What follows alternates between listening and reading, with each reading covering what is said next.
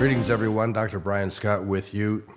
We are continuing our study of the end times, and particularly where we are in God's timetable, as we have been for the last year and a half.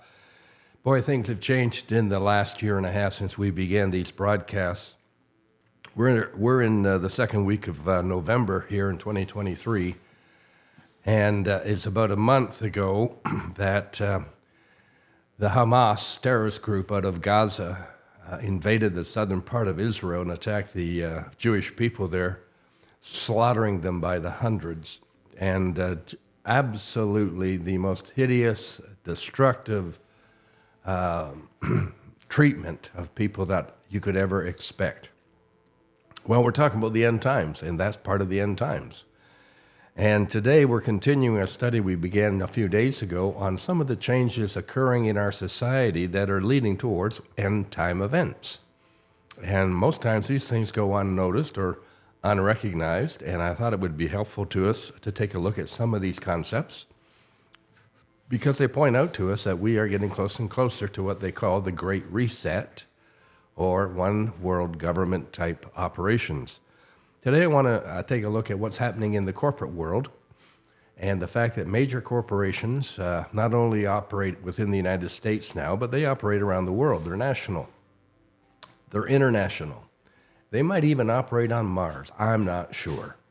But they sure are large, they're tough, they're big, they're strong, they're influential, and they are really in a position to dictate a lot of policy and so on. Think about the big tech companies like Microsoft and Amazon and Apple and Facebook and that group.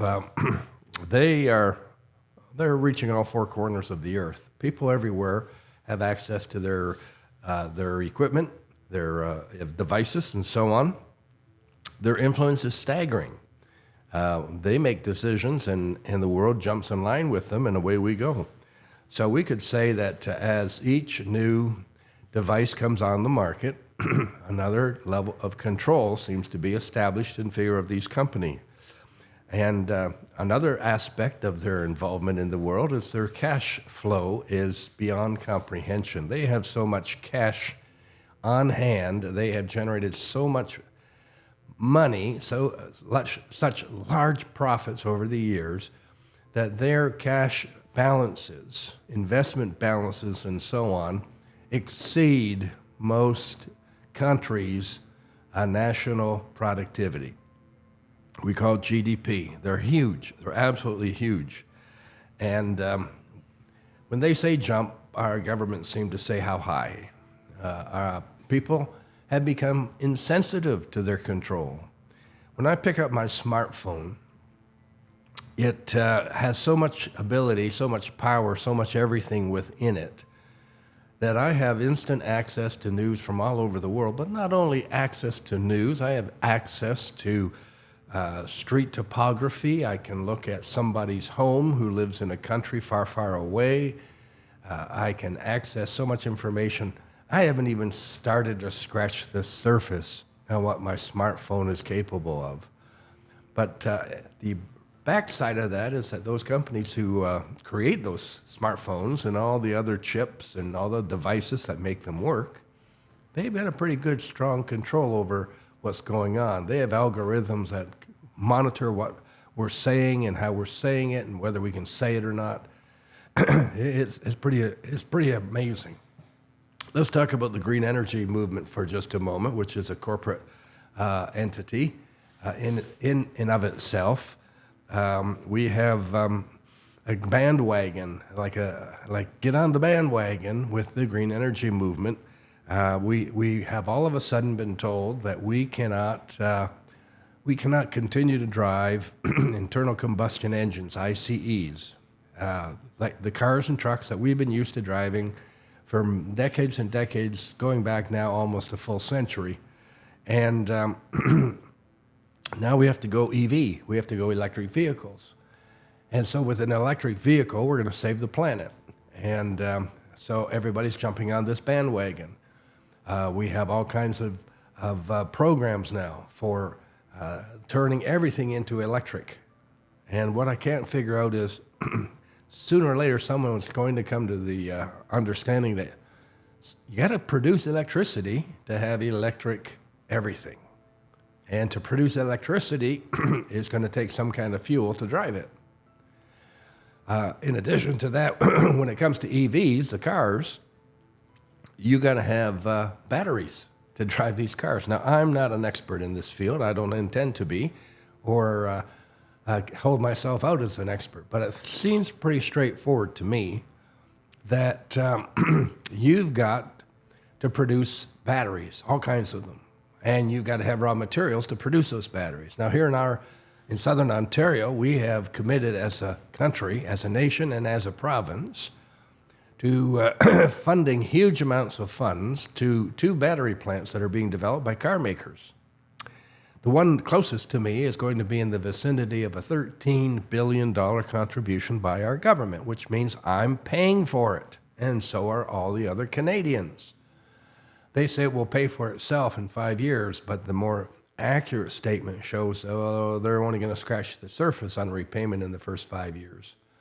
But the point I'm getting at is this. You need an awful lot of raw materials to create these batteries, and so you've got to mine them, and mining takes a lot of energy, and a lot of energy is not, that they're using is not going to be EV or green energy. And now we have the environmentalists. They're protesting against the development of the mines that will produce the natural materials necessary to create a lithium-powered battery. So they want EVs. They've protested until they got their way with that. And maybe that's an overstatement, but really, it's kind of frustrating from a consumer's point of view to see this thing going off the rails without anyone paying attention. In fact, the other day, someone posted on Facebook an invoice for the replacement of the battery in their EV car, which was one of the first Chevrolet EVs sold. And the battery itself for the replacement was in the vicinity of some $17,000 or $1,700 to put it in and $23,000 to buy the battery. So it was in the vicinity of $25,000 to replace the battery. Who's thinking about that down the road? Well, these corporations have tremendous clout, and they say, we're going to do this if you support us. We won't do it unless you support us. You've got to financially commit to us. You've got to go along with us. And so you and I have budgets, and we maintain budgets, and we spend what we can afford to spend, and hopefully we don't go over that. And as a result, we're the only ones who are paying any attention to our own budget. The governments just say, oh, yeah, what is it you need? 2 billion, 10 billion, 22 billion, 35 billion? We'll do that for you. I'm not necessarily opposed to this. That's not my point. My point is simply this. Corporations have a lot of sway. And this sway is leading us to their way of life and to the governments all coming into line with this and the companies coming into line with this. All of it smacks of the one world government that the devil is training the Antichrist to rule over. This is about end times. All we're examining is what's going on in the world that show us we're getting closer to end times. And these corporate juggernauts, we're excited about them. We love going to the gas station to get gas and to the grocery stores to get groceries and to the home builder market to get supplies. But all I'm getting at is this.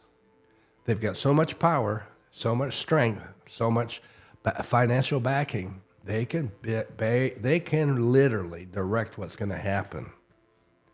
And that's outside of our hands. They're not elected. They just simply continue to make a input their footprints all over our life.